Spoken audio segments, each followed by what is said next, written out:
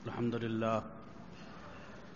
لله نحمده ونستعينه ونستغفره ونؤمن به ونتوكل عليه ونعوذ بالله من شرور أنفسنا ومن سيئات أعمالنا من يهده الله فلا مضل له ومن يضلل فلا هادي له ونشهد أن لا إله إلا الله وحده لا شريك له ونشهد أن سيدنا ومولانا محمدا عبده ورسوله صلى الله تعالى عليه وعلى آله وأصحابه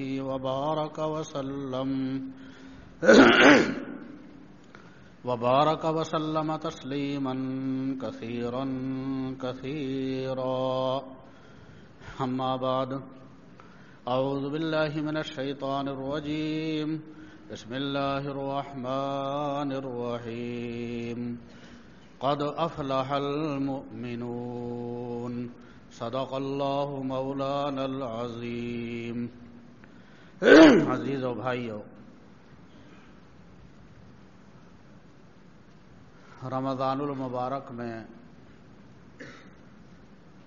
یہاں حاضری ہوتی ہے، اللہ کی توفیق سے قیام ہوتا ہے تو یہ طلبہ نظر نہیں آتے.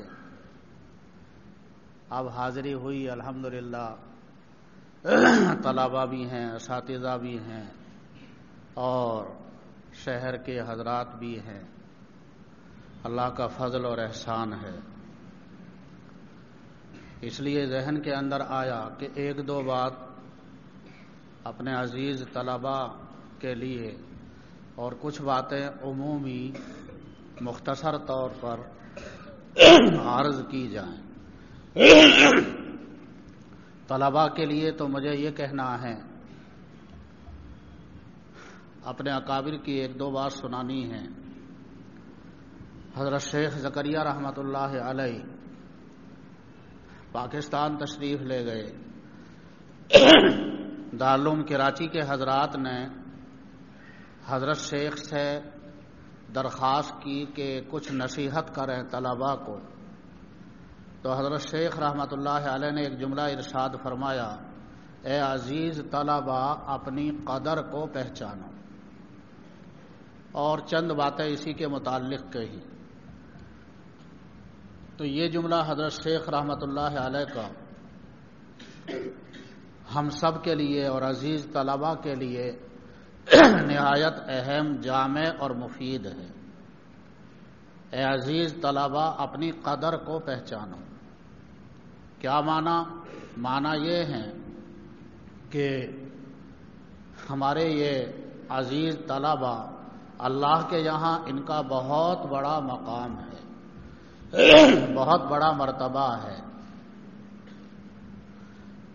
اور ضرورت ہوتی ہے اس بات کی کہ عزیز طلباء کو اس علم کی اہمیت بتائی جائے. کتنی بڑی دولت اللہ ہمیں عطا کرنا چاہتا ہے. ہم دارالعلوم کے اندر آ گئے، مدرسے کے اندر آ گئے.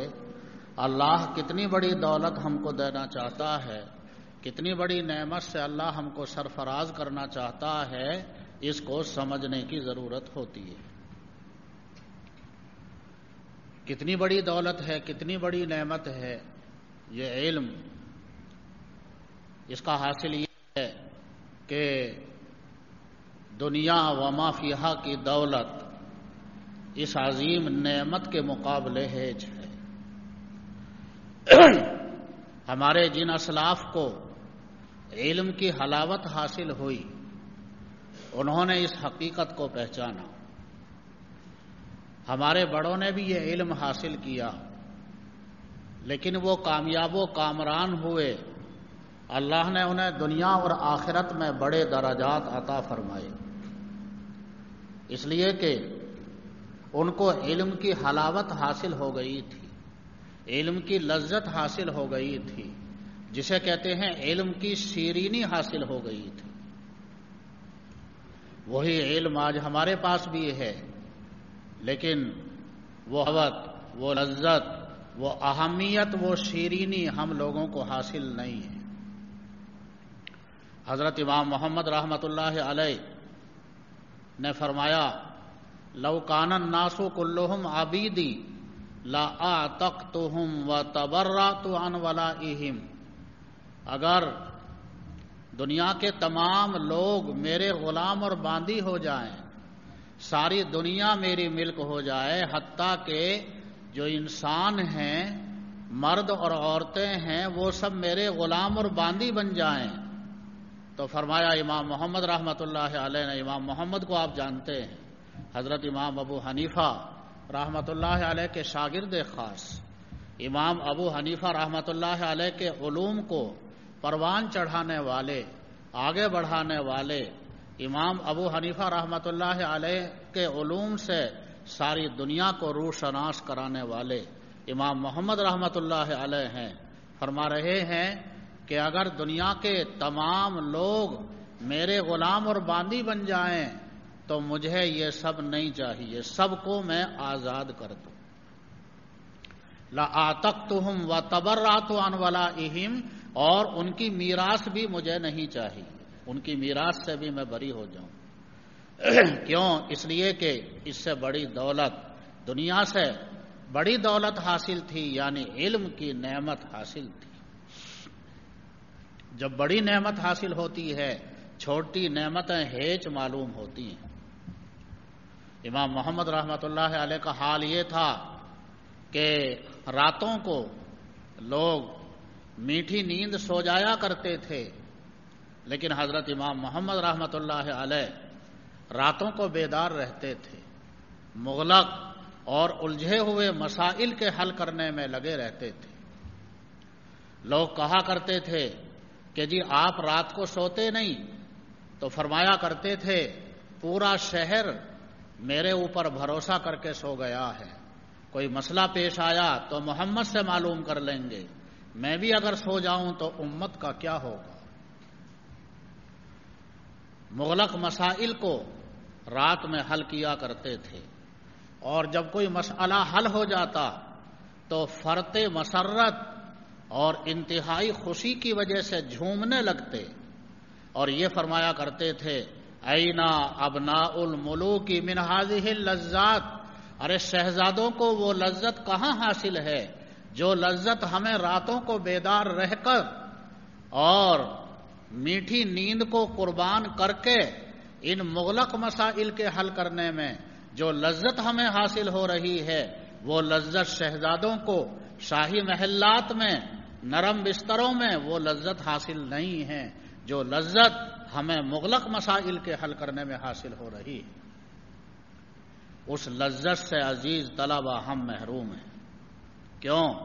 ہم نے اہمیت کو نہیں سمجھا، نعمت کی قدر کو نہیں پہچانا۔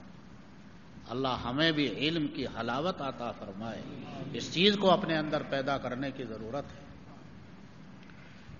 پھر یہ علم آدمی کا ساتھ نہیں چھوڑتا، یہ نعمت ایسی ہے، یہ دولت ایسی ہے، یہ نعمت علم کی نہ دنیا میں آدمی کا ساتھ چھوڑتا ہے، نہ مرنے کے وقت میں ساتھ چھوڑتا ہے، نہ قبر میں نہ حشر میں۔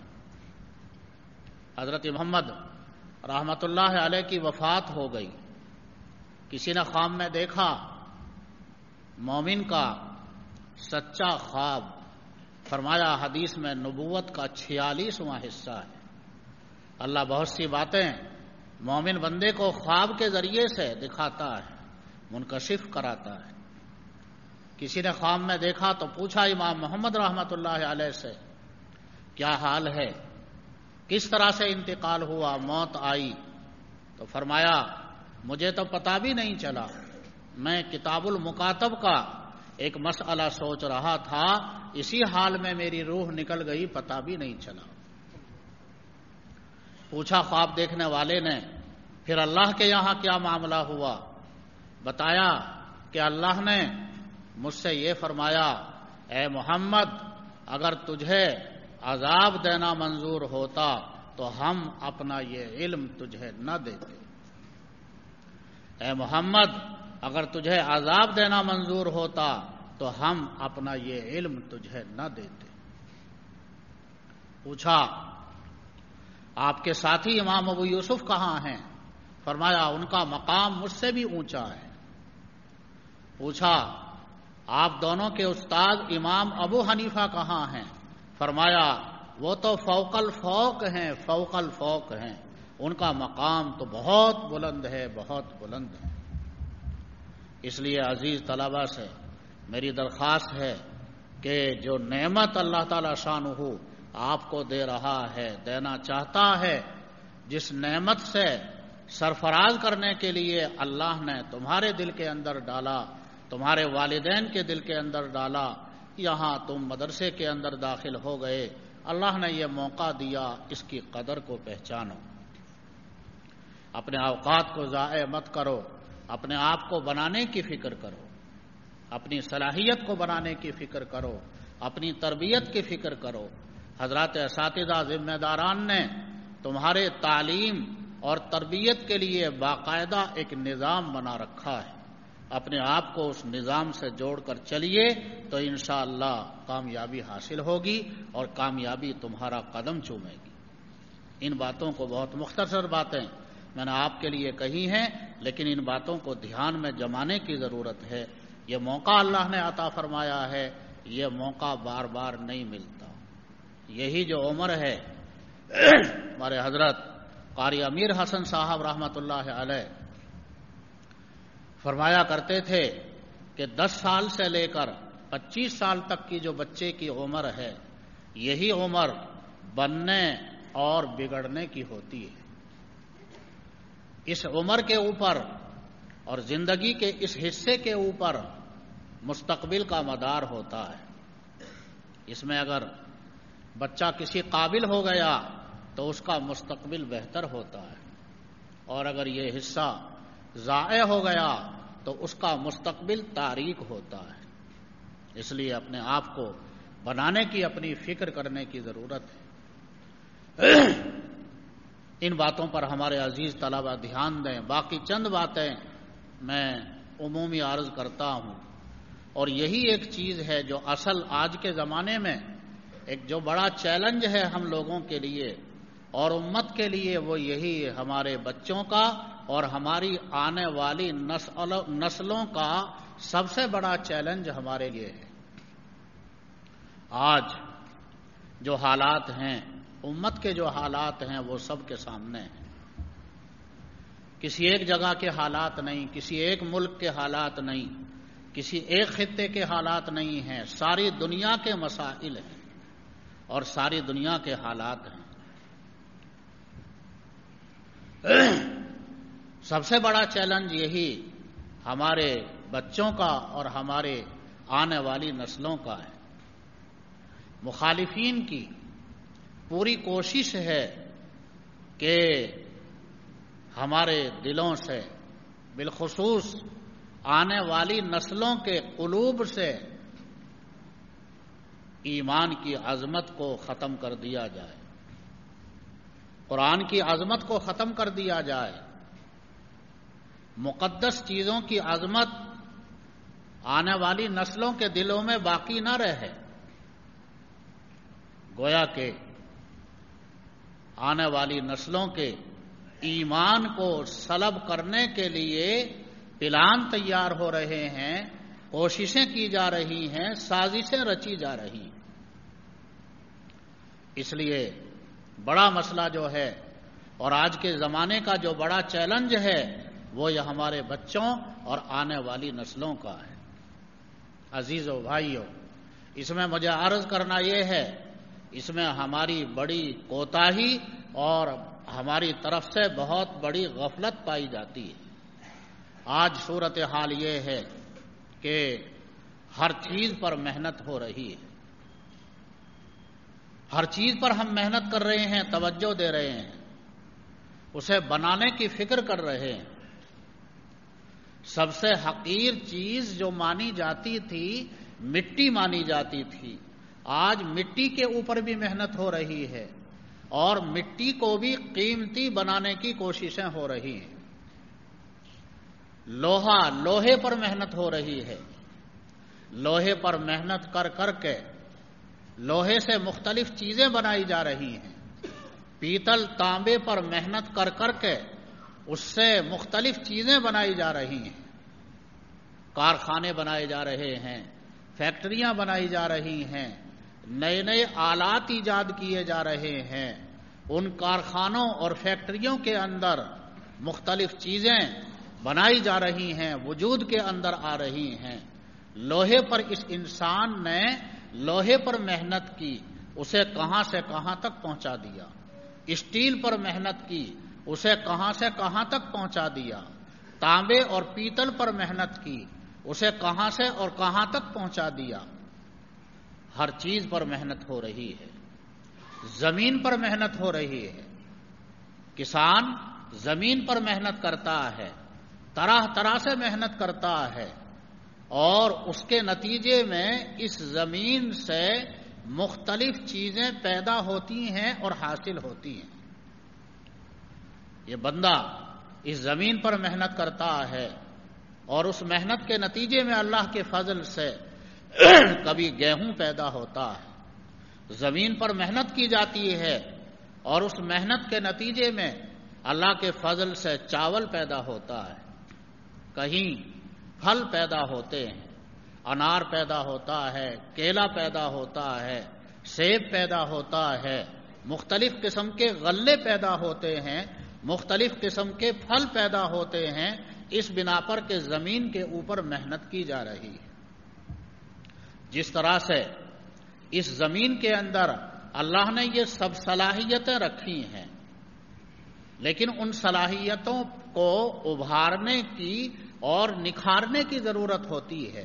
زمین میں یہ بھی اللہ نے صلاحیت رکھی ہے، وہ زمین غلے کو پیدا کرے، زمین میں اللہ نے یہ صلاحیت بھی رکھی ہے، وہ زمین پھلوں کو پیدا کرے، زمین کے اندر اللہ تعالی شانہ نے یہ صلاحیت بھی رکھی ہے کہ زمین سے سونا پیدا ہو، زمین میں اللہ نے یہ صلاحیت بھی رکھی ہے کہ زمین سے پیٹرول نکلے، زمین سے تیل نکلے، زمین سے نمک نکلے۔ یہ سب صلاحیتیں اللہ نے اس زمین کے اندر رکھی ہیں، اور اس زمین پر اس طرح سے محنتیں بھی ہو رہی ہیں۔ فرمایا حضور اکرم صلی اللہ علیہ وسلم نے ایک بہترین مثال آقا صلی اللہ علیہ وسلم نے بیان فرمائی، الناس معادن کمعادن الذهب والفضہ، لوگ کان کی طرح ہیں، جیسے سونا اور چاندی کی کان ہوتی ہے۔ جیسے زمین سے کہیں سونا نکلتا ہے، کہیں چاندی نکلتی ہے، کہیں لوہا نکلتا ہے، جس طرح سے زمین میں اللہ نے یہ مختلف صلاحیتیں رکھی ہیں، ایسے ہی فرمایا حضور اکرم صلی اللہ علیہ وسلم نے اللہ نے اس انسان کے اندر بھی مختلف صلاحیتیں رکھی ہیں۔ جس طرح سے یہ زمین جواہر نفیسہ کے لیے ہم اپنے علم کی اصطلاح میں اور تعلیم و تعلم کی اصطلاح میں حدیث کی تعبیر اس طرح کر سکتے ہیں، جس طرح سے اللہ تعالی شانہ نے اس زمین کے اندر جواہر نفیسہ کی مختلف جواہروں کی صلاحیت رکھی ہے، ایسے ہی اللہ تعالی شانہ نے اس انسان کے اندر علوم مختلفہ کی صلاحیت رکھی ہے۔ جس طرح سے زمین پر محنت کر کے اس سے مختلف چیزیں نکالی جاتی ہیں، ایسے ہی اس انسان کے اوپر اگر محنت ہو تو اس کی صلاحیتیں نکھر کر ابھر کر سامنے آتی ہیں۔ لیکن عزیزو بھائیو، مجھے کہنا یہ ہے، آج ہم لوگوں کا حال یہ ہے، ہر چیز پر ہم توجہ دے رہے ہیں، ہر چیز پر ہم محنت کر رہے ہیں، لیکن ہمارا جو سب سے قیمتی سرمایہ ہے ہمارے بچے ہیں، ہماری نوجوان نسلیں ہیں۔ یہ جو ہمارے بچے ہیں یہ سب سے زیادہ قیمتی سرمایہ ہے، زمین سے بھی زیادہ قیمتی سرمایہ ہے، سونے چاندی سے بھی زیادہ قیمتی سرمایہ ہے۔ سب سے بڑا سرمایہ، قیمتی سرمایہ ہمارے یہ بچے ہیں، لیکن جو سب سے بڑا قیمتی سرمایہ ہے اس پر ہماری محنت نہیں ہو رہی۔ ہم نے اپنے بچوں کو عام طور پر ایسا ہے، آج عام طور پر امت مسلمہ کا حال یہ ہے کہ اپنے بچوں کو ہم نے آزاد چھوڑا ہے۔ ہم ظاہری اعتبار سے اور کچھ رسمی اعتبار سے ان کے تقاضوں کو پورا کرتے ہیں، لیکن ان بچوں کے اوپر جس طرح کی محنت ہونی چاہیے، ان بچوں کے خاص طور پر اخلاق اور تربیت کی جو کی چیزیں ان پر جو ہونی چاہیے، جیسا دھیان ہونا چاہیے، ویسی توجہ ہم اپنے بچوں پر نہیں کر پا رہے۔ ہر چیز پر محنت ہے، لیکن جو سب سے بڑا قیمتی سرمایہ ہے ہمارے پاس، اس پر ہماری توجہ نہیں، اس پر ہماری کوئی توجہ نہیں، بے اعتنائی ہے، بے توجہی ہے۔ آج کے حالات سب کے سامنے ہیں۔ ہم خوش ہوتے ہیں، اپنے بچے کا داخلہ کرا دیتے ہیں اچھے کالج کے اندر، اچھی یونیورسٹی میں ہم اپنے بچے کا داخلہ کرا دیتے ہیں، اور ہم خوش ہوتے ہیں اتنے اونچے معیار کا کالج ہے، اتنے اونچے معیار کی یونیورسٹی ہے، ایسا اچھا وہاں پر ہاسٹل ہے، ایسا اچھا وہاں پر کھانا ہے، ایسے اچھے وہاں پر قیام کی سہولت ہے۔ ہم اپنے ساتھیوں میں اس کا اچھائی بیان کرتے ہیں اور خوش ہوتے ہیں۔ اس کی سالانہ فیس 1 لاکھ روپے ہے، 2 لاکھ روپے ہے، 3 لاکھ روپے ہے۔ یہ سب چیزیں ہم خوشی میں اور فخریہ طور پر بیان کرتے ہیں۔ ہم نے اپنے بچے کو اتنے اچھے کالج کے اندر، اتنی اچھی یونیورسٹی میں، اتنے اچھے ہاسٹل میں ہم نے اپنے بچے کو ایڈجسٹ کر دیا ہے۔ ٹھیک ہے، یہ ایڈجسٹ کر کے بے فکر ہو جاتے ہیں، اچھے سے اچھا عمدہ قیمتی موبائل اس کے ہاتھ میں دے دیتے ہیں اور پھر بے فکر ہو جاتے ہیں۔ پھر آگے ہم اس کی بچے کی خبر نہیں لیتے۔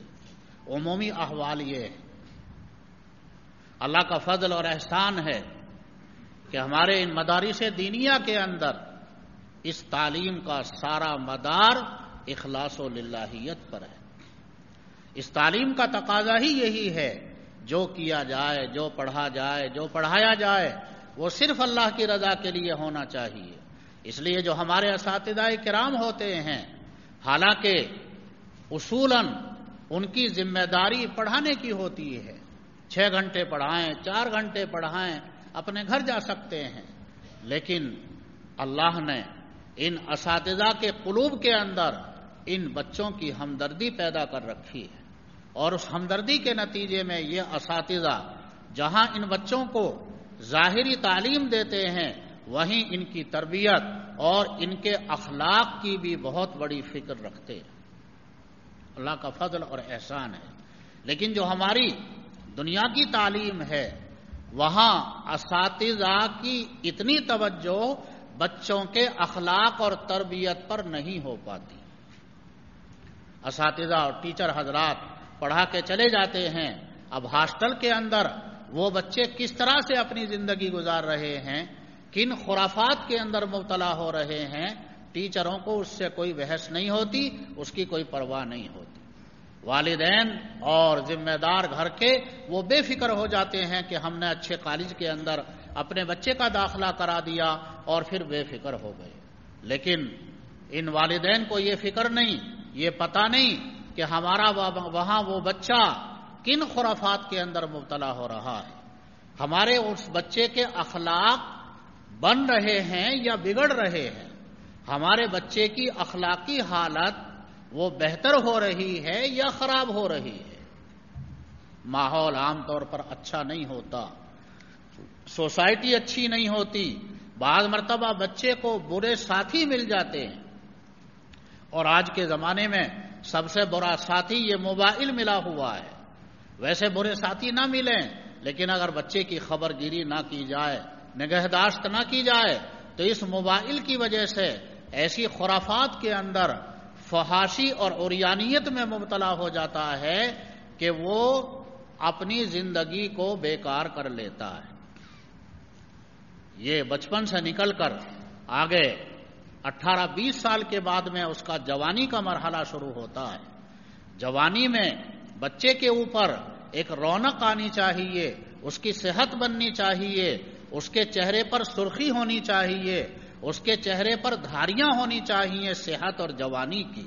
لیکن ایسی خرافات کے اندر بہت سی مرتبہ ہمارے یہ بچے مبتلا ہو جاتے ہیں، ان کے چہرے پر جوانی کی رونق نہیں رہتی، وہ اپنی عادت اور اپنے اخلاق کو اس قدر خراب کر لیتے ہیں کہ اپنی صحت کو برباد کر لیتے ہیں۔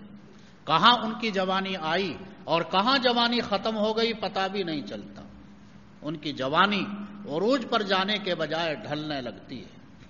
عزیزو بھائیو، میں اپنے بڑے حضرات کو اس طرف توجہ دلا رہا ہوں، ہمارے یہ بچے اور بچہ اگر وہ اپنی صحت کی حفاظت کر لے تو وہ ہیرا ہے۔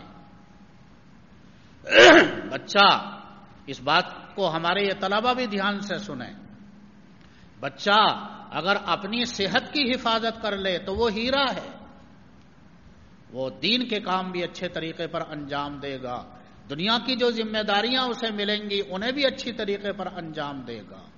لیکن اگر وہ بچہ اپنی صحت کو خراب کر لے تو پھر وہ راکھ ہے، اور راکھ کا ڈھیر ہے، کسی کام کا پھر وہ نہیں ہے، وہ کچھ نہیں کر پائے گا، نہ وہ صحیح طور پر پڑھ پائے گا، صحت خراب ہو جاتی ہے، حافظہ کمزور ہو جاتا ہے، ذہن کمزور ہو جاتا ہے، ذہن اچھا ہے، یاد کرنا چاہتا ہے، یاد ہو بھی جاتا ہے، آج یاد کیا کل کو بھول جاتا ہے، 3 دن میں بھول جاتا ہے، خوب محنت کرنا چاہتا ہے لیکن نہیں کر پاتا، سر میں درد رہنے لگتا ہے، بخار رہنے لگتا ہے، کیوں؟ اس لیے کہ صحت خراب کر لی۔ جب صحت خراب ہو گئی اب نہ یہ کوئی دین کا کام کر پائے گا محنت کے ساتھ، توجہ کے ساتھ، اور نہ ہی دنیاوی علوم و فنون میں کوئی ترقی کر پائے گا۔ یہ حال آج ہمارے بچوں کا ہو رہا ہے، اس لیے یہ بڑا لمحہ فکریہ ہے کہ ہماری ہر چیز پر توجہ ہے، ہم ہر چیز پر محنت کر رہے ہیں، لیکن جو ہمارا سب سے بڑا قیمتی سرمایہ ہے ہمارے یہ نونہال بچے، ہماری یہ نسلیں، ہمیں سب سے بڑے اپنے قیمتی سرمایے کی فکر نہیں ہے، جیسی ان کی فکر ہونی چاہیے ویسی فکر نہیں ہے۔ ہم سمجھتے ہیں کہ ہم نے ان ظاہری ذمہ داریوں کو پورا کر لیا تو ہم بریء الذمہ ہو گئے، نہیں، اس سے بریء الذمہ نہیں ہوتے۔ اللہ نے قرآن کریم کے اندر فرمایا، یا ایھا الذین آمنوا قوا انفسکم واہلیکم نارا، اے ایمان والو، اپنے آپ کو بھی جہنم کی آگ سے بچاؤ اور اپنے اہل و عیال کو بھی جہنم کی آگ سے بچاؤ۔ محض تمہارا دیندار بنی نہیں، تمہارا کافی نہیں، تمہارا متقی بن جانا کافی نہیں، نہیں، قوا انفسکم واہلیکم نارا، اپنے آپ کو بھی جہنم کی آگ سے بچاؤ، اپنے اہل و عیال کو بھی جہنم کی آگ سے بچاؤ۔ فرمایا حضور اکرم صلی اللہ علیہ وسلم نے اس آیت کریمہ کی تشریح کرتے ہوئے، میں عام طور پر کہا کرتا ہوں، بلکہ میں کیا بڑوں کی بات نقل کرتا ہوں کہ جتنی بھی احادیث ہیں وہ سب قرآن کی تشریح، تفسیر اور بیان ہے۔ حضرت امام شافعی رحمۃ اللہ علیہ کا مقولہ ہے، مولا علی قاری نے بھی نقل کیا اور بھی کئی محدثین نے نقل کیا، جمیع ما تقولہ الائمہ شرح للسنہ وجمیع ما فی السنہ شرح للکتاب۔ حضرات ائمہ مجتہدین جو کچھ مسائل بیان فرماتے ہیں وہ سب شرح ہوتی ہے حدیث کی، وجمیع ما فی السنہ شرح للکتاب، اور احادیث میں جو کچھ ہے وہ سب شرح ہوتی ہے قرآن کی۔ قرآن میں اللہ نے یہ فرما دیا، قوا انفسکم واہلیکم نارا، اپنے آپ کو بھی جہنم کی آگ سے بچاؤ اور اپنے اہل و عیال کو بھی جہنم کی آگ سے بچاؤ۔ حضور صلی اللہ علیہ وسلم نے اس کی تشریح فرماتے ہوئے ایک حدیث کے اندر فرمایا، الا کلکم راع وکلکم مسئول عن رعیتہ، تم میں کا ہر آدمی نگراں اور نگہبان بنایا گیا ہے من جانب اللہ، اور قیامت کے دن ہر شخص سے اپنے ماتحتوں کے بارے میں سوال ہوگا، جن کا ان کو نگراں بنایا گیا تھا، جو اس کی نگرانی کے اندر آتے تھے، اس کی ماتحتی کے اندر آتے تھے، قیامت میں ان کے بارے میں سوال ہوگا، ان کی نگہداشت کی یا نہیں کی۔ تو اس لیے باقاعدہ یہ چیز مسئول ہے، اس کا سوال ہوگا کہ تم نے اپنے بچوں کی، اپنے اہل و عیال کی، اپنی نسلوں کی فکر کی یا نہیں کی، لہذا محض ہمارا دیندار بن جانا، نمازی بن جانا یہ کافی نہیں ہے، اپنے بچوں کی فکر کرنا، ان پر محنت کرنا، یہ بھی از حد ضروری ہے۔ عزیزو، طویل بیان کی میری عادت نہیں ہوتی، اور بیان بھی نہیں، میرا تو مذاکرہ ہوتا ہے، کچھ آیت، کچھ احادیث، کچھ اکابر کی باتیں، بس یہ حاصل ہوتا ہے۔ غور کیجئے آپ ایک بات پر کہ جس وقت میں اس سب سے بڑے قیمتی سرمایے کو قیمتی سرمایہ سمجھا جاتا تھا، اور قیمتی سرمایہ سمجھ کر جب ان بچوں پر محنت ہوتی تھی، تو پھر ہمارے یہ نونہال بچے بڑے محدث بنا کرتے تھے، اپنے فن کے امام بنا کرتے تھے، بڑے درجے کے بزرگ بنا کرتے تھے۔ جہاں بھی، جب بھی، جس ماحول میں اس قیمتی سرمایے پر محنت کی گئی، تو محنت کے نتیجے میں جہاں والدین نے اپنے قیمتی سرمایے پر محنت کی، اس کے نتیجے میں یہ بچے امام بنے، محدث بنے، فقیہ بنے، بڑے اعلیٰ درجے کے ولی اللہ بنے۔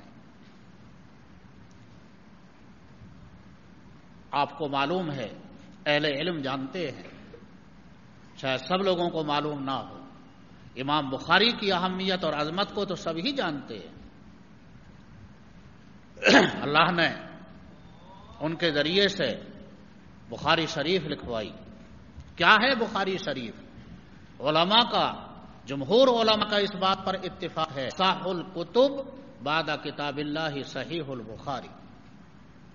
قرآن کریم کے بعد اس روئے زمین پر صحیح ترین، سب سے اصح جو کتاب ہے وہ بخاری شریف ہے۔ جب سے بخاری شریف لکھی گئی آج تک الحمدللہ سارا عالم، ساری امت اس سے فیضیاب ہو رہی ہے، اور اس کے ذریعے سے ہدایت پھیل رہی ہے۔ لیکن امام بخاری کیسے بنے؟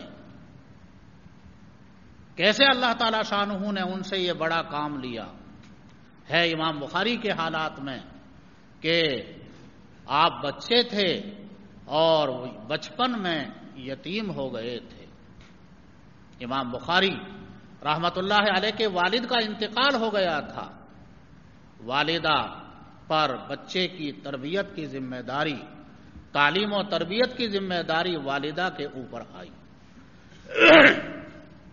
پھر حالات کی وجہ سے امام بخاری کی بینائی جاتی رہی، یتیم ہو گئے، بچے ہیں، بے سہارا ہیں، اور بینائی بھی جاتی رہی۔ لیکن والدہ نے یہ طے کیا تھا کہ میں اپنے اس بچے پر محنت کروں گی، اس بچے کو مجھے کسی قابل بنانا ہے۔ لیکن جب بینائی جاتی رہی تو والدہ بہت غمگین رہنے لگی۔ اب بینائی نہیں تو یہ بچہ کیا پڑھے گا، کیا یہ ترقی کرے گا؟ از حد صدمہ رہنے لگا، بہت صدمہ رہنے لگا، غمگین رہنے لگی۔ لکھا ہے ایک روز والدہ نے 2 رکعات نفل نماز پڑھ کر اللہ کی بارگاہ میں رات میں دعا کی، یا اللہ میرے اس بچے کی بینائی واپس فرما، میرے اس بچے کو بینائی عطا فرما۔ گڑ گڑا کر اللہ کی بارگاہ میں دعا کی، اب سو گئی۔ خواب میں ابراہیم علیہ السلام کی زیارت ہوئی، انہوں نے خوشخبری سنائی، اللہ نے تمہارے بچے کی بینائی واپس فرما دی ہے۔ صبح اٹھے تو امام بخاری رحمت اللہ علیہ جو بچے تھے ان کی بینائی بحال تھی، اور اللہ نے پھر ایسی قوت بینائی کی عطا فرمائی۔ امام بخاری کے حالات میں ہے کہ بہت سے مضامین پھر امام بخاری نے چاند کی روشنی میں لکھے، چراغ کی بھی نوبت پیش نہیں آئی۔ والدہ کی دعا ایسا اثر لائی، رنگ لائی۔ پھر امام بخاری نے علم کو حاصل کرنے کے لیے مختلف ممالک کے سفر کیے، لیکن والدہ بچے کی خدمت کے لیے ساتھ رہا کرتی تھی۔ اس طرح سے لگن، فکر اور انہماک کے ساتھ والدہ نے بچے کی تربیت کی، بچے پر محنت کی، اس بات کو محسوس کیا کہ یہ میرا قیمتی سرمایہ ہے۔ اس پر محنت کی تو اس کے نتیجے میں امام بخاری بنے. اللہ نے ان کے ذریعے سے یہ حدیث کی کتاب ایسی لکھوائی کہ الحمدللہ قرآن کریم کے بعد صحیح ترین کتاب بخاری شریف شمار ہوتی ہے. آپ تاریخ کو اٹھا کر دیکھیں، جتنے بھی بڑے بڑے محدثین ہیں، بڑے بڑے ائمہ ہیں، بڑے بڑے صوفیاء اور اہل اللہ ہیں، عام طور پر ان کے بننے میں ان کے والدین کی محنت کا بہت بڑا دخل اور کردار آپ کو نظر آئے گا. خواجہ معین الدین چشتی اجمیری رحمت اللہ علیہ، اللہ نے ہدایت کا بہت بڑا کام ان سے لیا. چشت سے چل کر اجمیر کے علاقے میں تشریف لائے جو سادھو سنتوں کا گڑھ تھا، اور وہاں سحر اور جادو کا بہت بڑا غلبہ تھا. وہ عجیب عجیب کرتب اپنے جادو کے دکھایا کرتے تھے. خواجہ معین الدین چشتی اجمیری رحمت اللہ علیہ کو اللہ نے ایسی روحانی قوت عطا فرمائی تھی کہ ان کا جادو حضرت کے سامنے چل نہیں سکا. ایک ساحر اور ایک جادو اور ایک سادھو، وہ اپنے سحر اور اپنے مجاہدات کے نتیجے میں اس نے یہ مشق کر لی تھی کہ فضا میں اڑا کرتا تھا. حضرت کو اپنا کرتب دکھایا، فضا میں اڑنے لگا. خواجہ معین الدین چشتی اجمیری رحمت اللہ علیہ نے اپنے جوتوں کو حکم دیا، اللہ کے فضل سے میں تمہیں اللہ کے نام سے کہتا ہوں، اوپر جاؤ اور اس سادھو کو پیٹ پیٹ کر نیچے لاؤ. چنانچہ حضرت کے جوتیاں اوپر گئیں اور اس سادھو کو پیٹ پیٹ کر نیچے لائیں، چونکہ وہ تو باطل تھا، یہ حق تھا. جاء الحق وزهق الباطل، حق کے سامنے باطل کہاں ٹھہرتا ہے. تو بہرحال پھر اللہ نے ہدایت کا اتنا بڑا کام لیا. خواجہ معین الدین چشتی اجمیری رحمت اللہ علیہ سے ایک انگریز مورخ نے لکھا ہے، قاری طیب صاحب رحمت اللہ علیہ نے یہ مضمون بیان کیا کہ ایک انگریز نے لکھا ہے کہ 90 لاکھ لوگوں نے خواجہ معین الدین چشتی اجمیری رحمت اللہ علیہ کے ہاتھ پر ایمان قبول کیا. اتنا بڑا ہدایت کا کام اللہ نے لیا.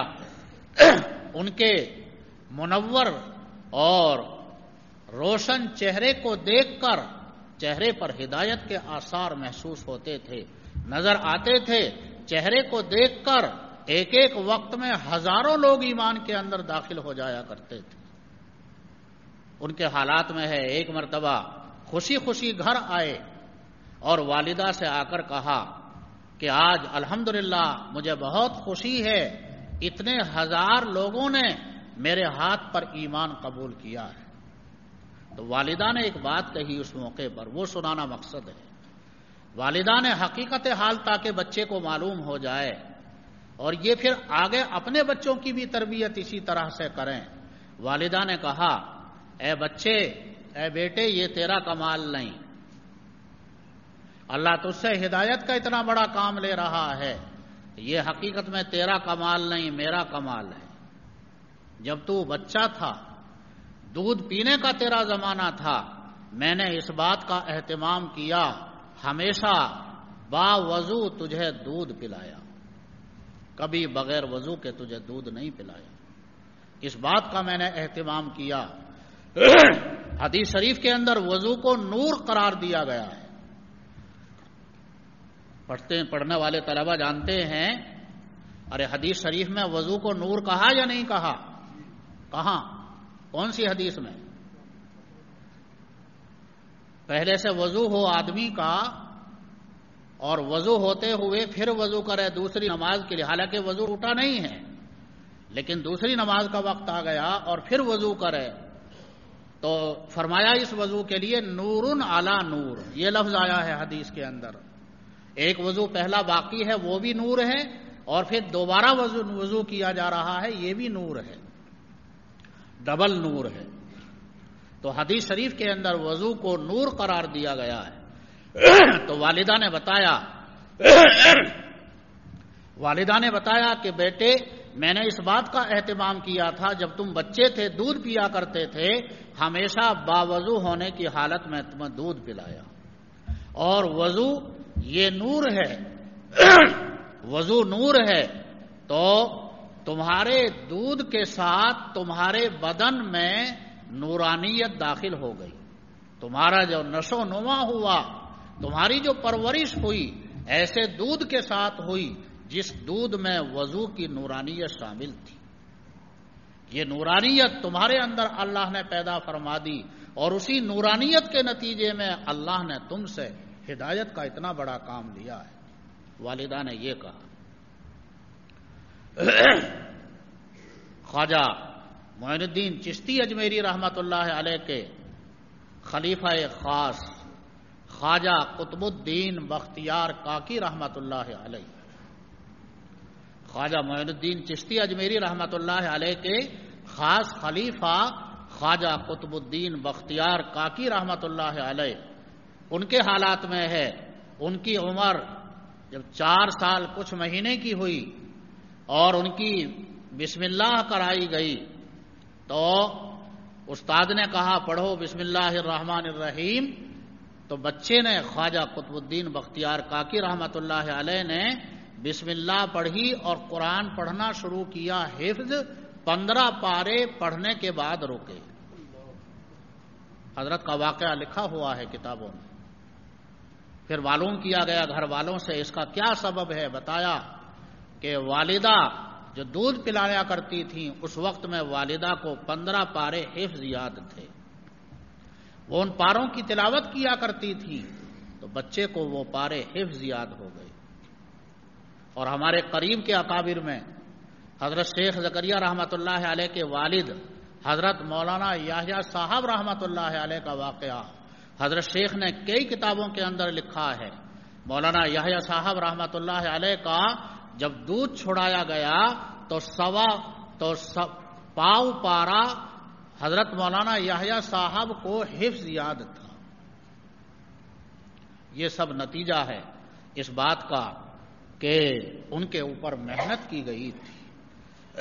خواجہ قطب الدین بختیار کاکی جب بسم اللہ کرائی گئی 15 پارے حفظ یاد تھے ان کو، جب بچپن میں یہ حال تھا 15 پارے حفظ یاد تھے، تو پھر آگے اللہ نے ان کو کتنے بڑے مقامات سے نوازا، اس کا اندازہ ان کے بچپنے سے کیا جا سکتا ہے۔ ان کے خلیفہ خاص ہوئے ہیں بادشاہ وقت التمش، شاہ التمش رحمت اللہ علیہ، جو ہندوستان کے بہت بڑے زبردست بادشاہ تھے۔ تو ان کے حالات کے اندر ہے کہ خواجہ قطب الدین بختیار کاکی رحمت اللہ علیہ کی جب وفات ہونے لگی اور ان کا جنازہ رکھا گیا، اور بڑے بڑے علماء، بڑے بڑے محدثین، بڑے بڑے اولیاء اللہ جنازے میں شریک ہیں، اور جو بادشاہ وقت ہیں سلطان التمش وہ بھی جنازے کے اندر شریک ہیں، تو سلطان التمش یہ خلیفہ خاص بنے خواجہ بختیار کاکی رحمت اللہ علیہ کے، تو خادم آگے بڑھا، خواجہ صاحب کا خادم آگے بڑھا، اور خادم نے یوں کہا کہ خواجہ صاحب نے، بختیار کاکی نے یہ وصیت کی تھی میری نماز جنازہ ایسا شخص پڑھاوے جس کی کبھی تہجد فوت نہ ہوئی ہو، اور عصر کی سنتیں کبھی فوت نہ ہوئی ہو، اور تکبیر اولیٰ کبھی فوت نہ ہوئی ہو، اور کبھی غیر محرم عورت پر نظر اس نے قصدن نہ ڈالی ہو۔ 4 شرطیں لگائیں۔ خواجہ قطب الدین بختیار کاکی رحمت اللہ علیہ نے جب ان کا انتقال ہونے لگا تو خادم کو وصیت کی تھی کہ جب میرا جنازہ رکھ دیا جائے تو یہ بتایا جائے کہ میری نماز جنازہ ایسا شخص پڑھاوے جس کی تہجد کبھی فوت نہ ہوئی ہو، عصر کی سنتیں فوت نہ ہوئی ہوں، تکبیر اولیٰ فوت نہ ہوئی ہو، اور قصدن کبھی غیر محرم پر اس نے نظر نہ ڈالی ہو۔ خادم نے اعلان کیا مجمع میں ایسا شخص آوے اور حضرت کی نماز جنازہ پڑھائے، کیونکہ حضرت یہ وصیت کر کے گئے تھے۔ اب کوئی آگے بڑھنے کی ہمت نہیں کر رہا ہے۔ بڑے بڑے اولیاء اللہ بھی ہیں، بڑے بڑے بزرگ بھی ہیں، لیکن جو پیدائشی طور پر بزرگ ہو، یہ 4 شرطیں وہ پورا کر رہا ہو ساری زندگی میں، یہ بڑا مشکل مسئلہ ہے۔ کوئی آگے نہیں بڑھا۔ بڑے بڑے علماء، بڑے بڑے محدثین، بڑے بڑے اولیاء اللہ، صوفیاء کرام، کوئی آگے بڑھنے کی ہمت نہیں کر رہا ہے۔ جب کافی دیر ہو گئی تو سلطان التمش رحمۃ اللہ علیہ، جو خواجہ قطب الدین بختیار کاکی کے خلیفہ خاص تھے، وہ آگے بڑھے اور انہوں نے فرمایا، بھائی میرے شیخ خواجہ صاحب میرا راز فاش کر کے چلے گئے، الحمدللہ یہ 4 شرطیں میرے اندر موجود ہیں۔ میری کبھی تہجد فوت نہیں ہوئی، عصر کی سنتیں فوت نہیں ہوئیں، میری کبھی تکبیر اولیٰ فوت نہیں ہوئی، اور قصداً الحمدللہ کبھی غیر محرم عورت پر نظر نہیں ڈالی۔ کون ہے؟ بادشاہ وقت ہے، اور بڑے کر و فر کے بادشاہ ہیں۔ اور یہ فرمایا میرے شیخ میرا راز فاش کر کے چلے گئے، آگے بڑھے اور حضرت کی نماز جنازہ پڑھائی۔ تو دوستو عزیزو، میں کہنا یہ چاہتا ہوں کہ جن حضرات نے اس بات کا احساس کیا کہ یہ اولاد ہماری، یہ نسلیں ہمارے لیے قیمتی سرمایہ ہیں، اور انہوں نے اپنے بچوں پر محنت کی، الحمدللہ وہ بچے، ان کی صلاحیتیں ابھری اور نکھری۔ الناس معادن کا معادن الذهب والفضہ، انسانوں کے اندر اللہ نے ان بچوں کے اندر ایسی ایسی صلاحیتیں رکھی ہیں مختلف، کسی کے اندر کوئی صلاحیت، کسی کے اندر کوئی صلاحیت، جیسے اس زمین کے اندر اللہ نے مختلف صلاحیتیں رکھی ہیں، کہیں انار پیدا ہوتا ہے، کہیں سیب پیدا ہوتا ہے، کہیں گیہوں پیدا ہوتا ہے، اور کہیں اور دوسرے پھل پیدا ہوتے ہیں، کہیں سے سونا نکلتا ہے، کہیں سے چاندی نکلتی ہے وغیرہ۔ ایسے ہی انسانوں کے اندر بھی اللہ نے یہ مختلف صلاحیتیں رکھی ہیں، لیکن جیسے زمین پر محنت کی جاتی ہے، ایسے ہی اس قیمتی سرمایے پر، اپنے بچوں پر محنت کی ضرورت ہوتی ہے۔ اس فریضے سے آج ہم لوگ غافل ہیں۔ اب میں تفصیل میں جائے بغیر خلاصہ نکالتا ہوں عزیزو بھائیو، آج ہم سب بچوں کی طرف سے عام طور پر پریشان ہیں۔ ہمارے یہ بچے، ہماری یہ نسلیں، نوجوان جن کی جوانی پروان چڑھنی چاہیے، آج ان کی جوانی ہمارے سامنے برباد ہوتی ہوئی نظر آ رہی ہے۔ ہمارے یہ بہت سے بچے غلط خرافات کے اندر مبتلا ہو جاتے ہیں، ڈرگس کی عام بیماری ہے، اللہ حفاظت فرمائے۔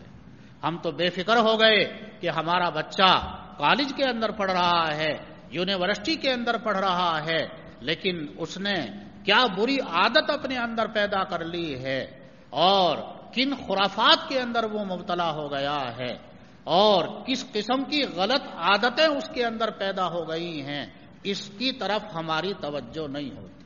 اسی کے نتیجے میں بچے نشے کی عادت ان کو ہو رہی ہے۔ اس کے علاوہ قرآن کریم سے رشتہ ہمارے بچوں کا کمزور ہو رہا ہے۔ غلط غلط عادتیں، خرافات، ایسی عادتیں بچوں کے اندر پیدا ہو رہی ہیں کہ ان کو سن کر بھی رونگٹے کھڑے ہوتے ہیں۔ اللہ حفاظت فرمائے۔ ہمارے ان بچوں کے اندر ایک بہت بڑی کمزوری آج کے زمانے میں یہ پیدا ہو رہی ہے، اور جو کہ مخالفین کی بہت بڑی سازش ہے، اور مخالفین کا پورا اسی پر زور ہے کہ ہمارے بچوں کے ایمان اور عقیدے کو متزلزل کیا جا رہا ہے۔ ہمارے بچوں کے قلوب سے ایمان کی عظمت نکالی جا رہی ہے، اور یہ بچے ذہنی اور فکری ارتداد کے اندر مبتلا ہو رہے ہیں۔ کہنے کو مسلمان ہیں، نام ان کے مسلمان ہیں، لیکن اگر آپ ان کے نظریات سننے کے لیے بیٹھ جائیں تو الامان والحفیظ، ان کے نظریات ملحدانہ ہیں، ان کی فکر اور ان کی سوچیں کفریہ ہیں۔ یہ ہمارے ان بچوں کا حال ہو رہا ہے۔ پھر آگے جب یہ فارغ ہو کر پڑھ کر ہمارے معاشرے کا حصہ بنتے، ہمارے درمیان رہائش اختیار کرتے ہیں، تو جو مضر اثرات ان کے اندر پیدا ہو گئے تھے، جو غلط عادتیں ان کے اندر پیدا ہو گئی تھی، جو فکری الحاد ان کے اندر پیدا ہو گیا تھا، جو بددینی ان کے اندر آ گئی تھی، اس کے آثار معاشرے میں آنے کے بعد ظہور پذیر ہوتے ہیں، پھر ان کو سنبھالنا مشکل ہو جاتا ہے۔ ظاہر ہے اگر ٹوکرے کے اندر خوشبو بھری ہوئی ہے اس سے خوشبو پھیلے گی، لیکن اگر ٹوکرے کے اندر گندگی بھری ہوئی ہے، نجاست بھری ہوئی ہے، بدبو کی چیزیں بھری ہوئی ہیں، تو وہاں سے جو نکلے گی بدبو نکلے گی، گندگی نکلے گی، نجاست نکلے گی۔ ایسے یہ جب معاشرے کا حصہ بنتے ہیں اور ان کی جو پھر زندگی گزرتی ہے تو ان کی برائیاں، بری عادتیں، ان کی فکر، بری سوچ، وہ سب ظاہر ہوتی ہے اور اس سے معاشرہ بننے کے بجائے بگڑتا ہے۔ پھر اس کا نتیجہ یہ ہوتا ہے ہمارے گھروں کے اندر اختلافات پیدا ہوتے ہیں۔ یہ بچہ اچھی سوچ لے کر نہیں آیا، اچھا ذہن لے کر نہیں آیا، والدین اس کی شادی کر دیتے ہیں، لیکن بیوی سے جو انسیت ہونی چاہیے اسے وہ انسیت نہیں ہوتی۔ بات بات پر لڑائی ہے، جھگڑا ہے، فتنہ ہے، فساد ہے، نہ والدین کا اکرام ہے، نہ بڑوں کا احترام ہے، نہ بستی کے بڑے لوگوں کی کوئی عزت دل کے اندر ہے۔ غرضے کے معاشرے کے اندر اصلاح کے بجائے فساد آتا ہے، بگاڑ آتا ہے، اور پھر سب لوگ انتہائی پریشان ہو جاتے ہیں۔ اسی کے نتیجے میں طلاق کے واقعات پیش آتے ہیں۔ یہ نشے کی غلط عادت لے کر آیا تھا، وہ عادت اس کی چھپی ہوئی تھی، لیکن اچھائی بھی آدمی کی چھپی نہیں رہتی اور برائی بھی چھپی نہیں رہتی۔ حدیث شریف کے اندر فرمایا گیا ہے، اللہ کے نبی صلی اللہ علیہ وسلم نے ارشاد فرمایا، آدمی غار میں پہاڑ کے کسی چٹان کے نیچے چھپ کر کوئی نیکی کرے گا، اللہ اس کی نیکی کو بھی ظاہر فرما دے گا، اور اگر بڑی چٹان کے نیچے چھپ کر کسی غار میں کوئی بدی کرے گا، برائی کرے گا، اللہ اس برائی کو بھی ظاہر فرما دے گا۔ تو بری عادتیں چھپی نہیں رہتی، یہ بری عادتیں ان کی جب کھل کر آتی ہیں اس کے نتیجے میں پھر معاشرہ بگڑتا ہے، بستی کا ماحول خراب ہوتا ہے، محلوں کا ماحول خراب ہوتا ہے، یہ نشے کی عادت پھیل جاتی ہے، دوسرے بچے بھی اس سے متاثر ہوتے ہیں، گھروں میں اختلافات ہوتے ہیں، وہ والدین سے اختلاف ہے، بھائیوں سے اختلاف ہے، بہنوں سے اختلاف ہے، پڑوسیوں سے اختلاف ہے، غرضے کے ہر چیز اور ہر شخص سے اختلاف ہی اختلاف ہے، موافقت نہیں ہے مزاج کے اندر، اور پھر دوسری طرف وہ جو فکری ارتداد لے کر آیا ہے وہ فکری ارتداد بھی پھیلتا ہے، دوسرے لوگوں کو بھی ایمان کے بارے میں، قرآن کے بارے میں شکوک و شبہات کے اندر مبتلا کرنے کی کوشش کی جاتی ہے۔ غرضے کے یوں کہیے ایک خاردار درخت ہے جس سے کانٹے ہی کانٹے پھیل رہے ہیں، اس کا کوئی اچھا اثر نہیں، اس کا کوئی اچھا نتیجہ نہیں۔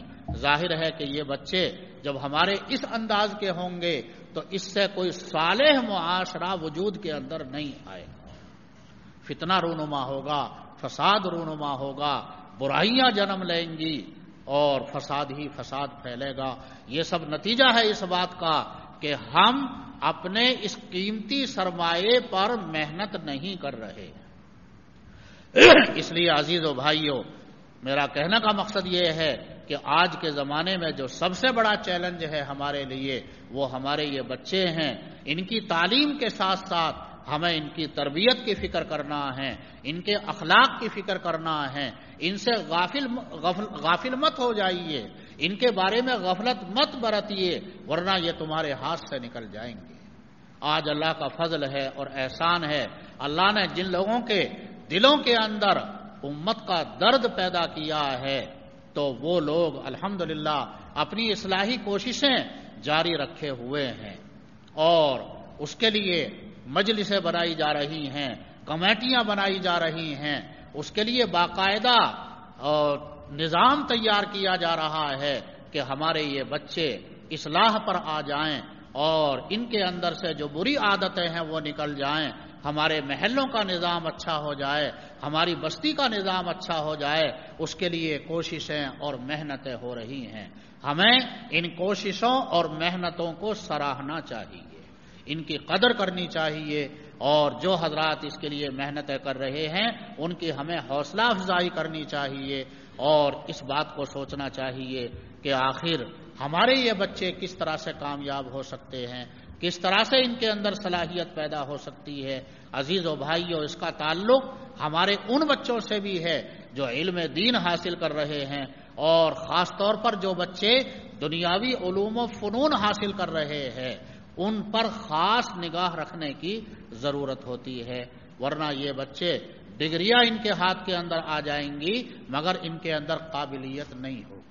عام طور پر ہوتا یہی ہے، یہ ہمارے بچے ڈگریاں حاصل کر لیتے ہیں لیکن صلاحیت نہیں بنتی، چونکہ محنت نہیں کی، اپنی توجہ اور اپنی محنت کو دوسری خرافات میں منہمک کر دیا، مبذول کر دیا، صلاحیت نہیں بنی۔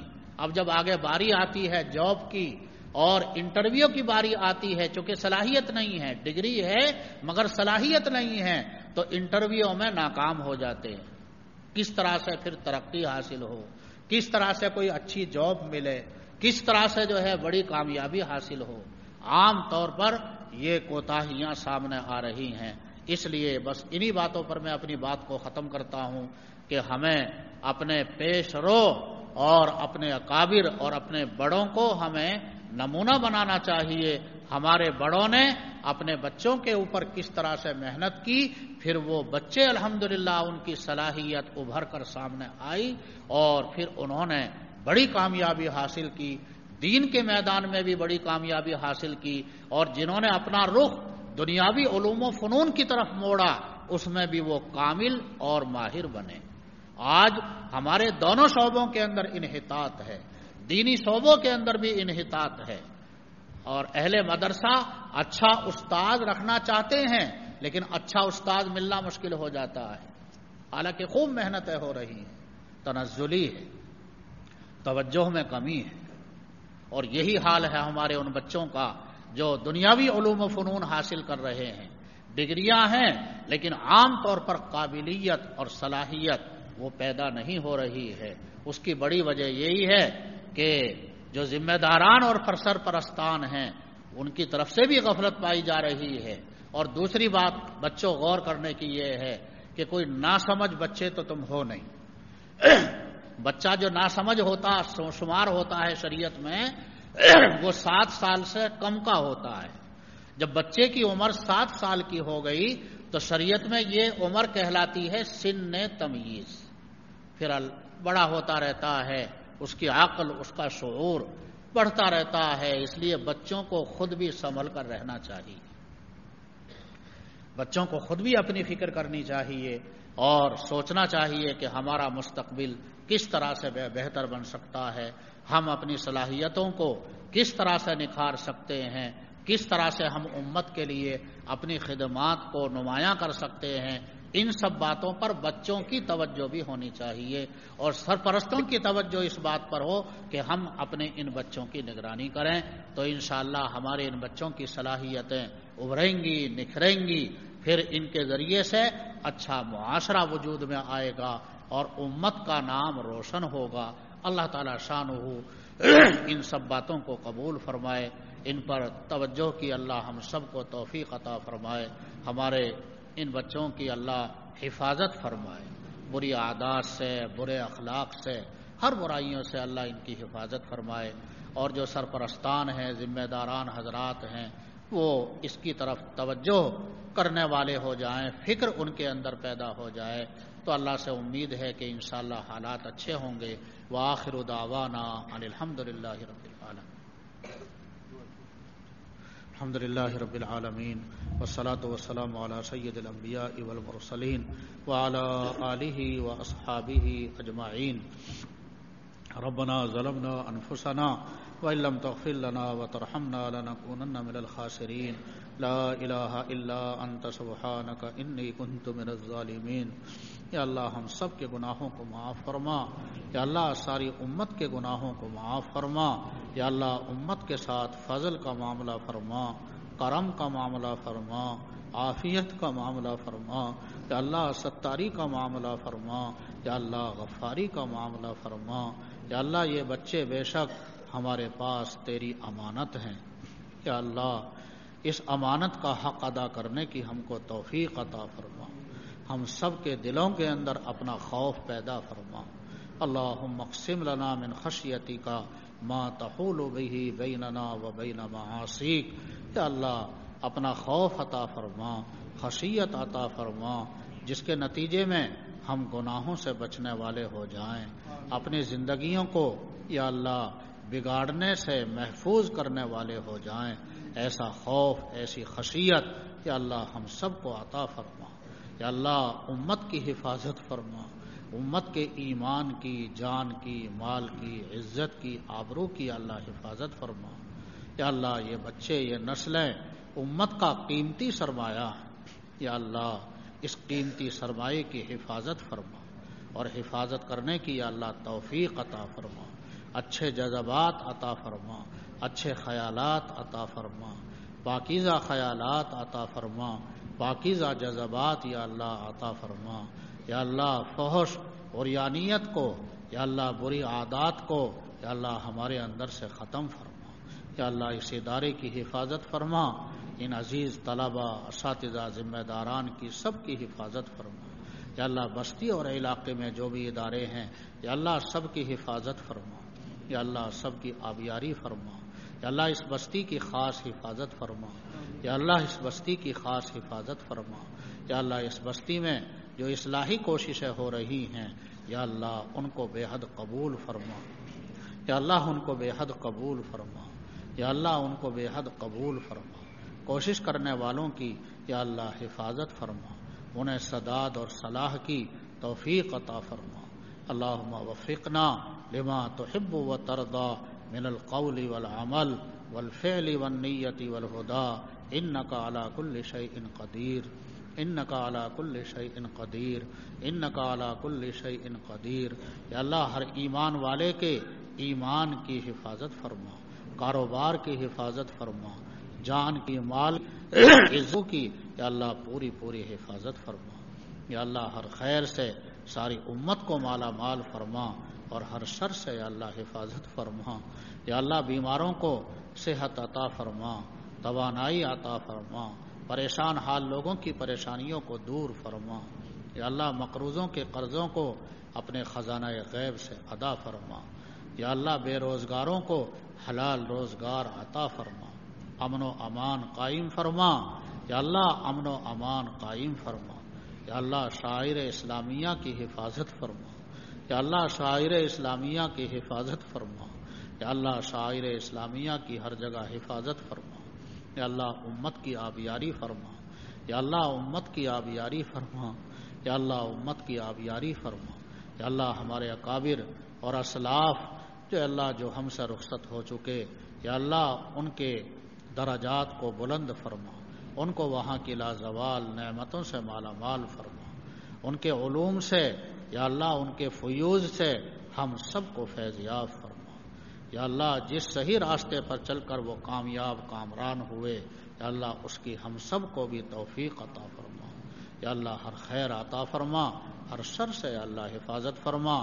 یا اللہ حاضرین کے قلوب میں جو اپنی جائز حاجات ہیں تو سب کے حال سے واقف ہے، یا اللہ سب کی جائز حاجات کو اپنے خزانہ غیب سے پورا فرما۔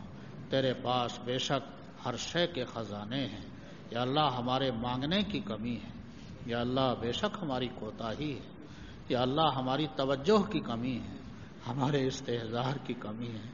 یا اللہ اپنی ذات عالی سے یا اللہ مانگنے کا طریقہ سکھا، اس کی توفیق یا اللہ ہم سب کو عطا فرما، ہر خیر عطا فرما، ہر شر سے یا اللہ حفاظت فرما۔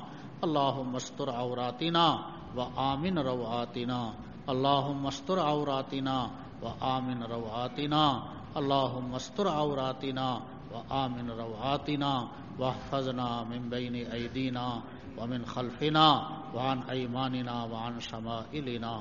اللہم انا نسألک من الخیر کلہ عاجلہ و آجلہ ما علمنا منہ وما لم نعلم ونعوذ بك من الشر كله عاجله وآجله ما علمنا منه وما لم نعلم ربنا تقبل منا إنك أنت السميع العليم وتب علينا إنك أنت التواب الرحيم سبحان ربك رب العزة عما يصفون وسلام على المرسلين والحمد لله